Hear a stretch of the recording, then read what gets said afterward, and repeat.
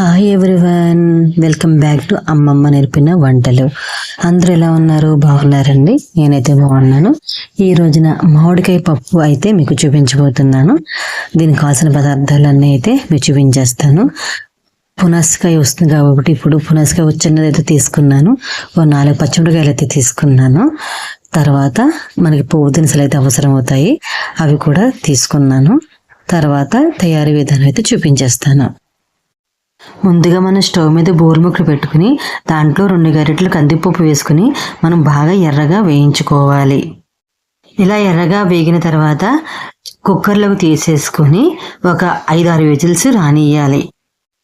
తర్వాత ఒక గిన్నె పెట్టుకొని దానిలోనూ మనం తరిగి పెట్టుకున్న మామిడికాయ ముక్కలు, పచ్చిమిరపకాయలు టెంకతో సహా వేసేసుకొని ఒక గ్లాసు నీళ్ళు అయితే వేసుకొని మనము ఉడికించుకోవాలి.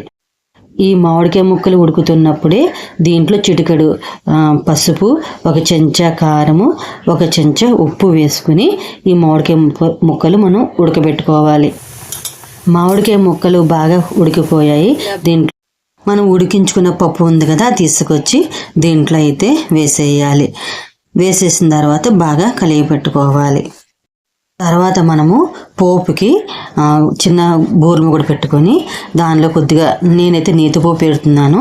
దాంట్లో ఆవాలు, కొద్దిగా మెంతులు, తర్వాత కొంచెం జీలకర్ర, తర్వాత కొంచెం ఇంగువ, కొంచెం ఎండుమిరపకాయలు వేసేసుకుని పప్పులో అయితే వేసేసుకోవాలి. తర్వాత వెల్లుల్లిపాయలు కూడా విడిగా నేను వేయిస్తాను. వేయించుకుని వెల్లుల్లిపాయలు కూడాను పప్పులో వేసేసుకోవాలి. ఇంతేనండి మామిడికాయ పప్పు. నేనైతే ఈ విధంగా అయితే చేస్తాను. మీరు కూడా చేసుకుని మీకు ఎలా వచ్చిందో కమెంట్ సెక్షన్లో తెలియజేయండి. నేను చెప్పింది కనుక మీకు నచ్చితే లైక్ చేయండి, షేర్ చేయండి, మన ఛానల్ అయితే సబ్స్క్రైబ్ చేసుకోండి. Thank you for watching.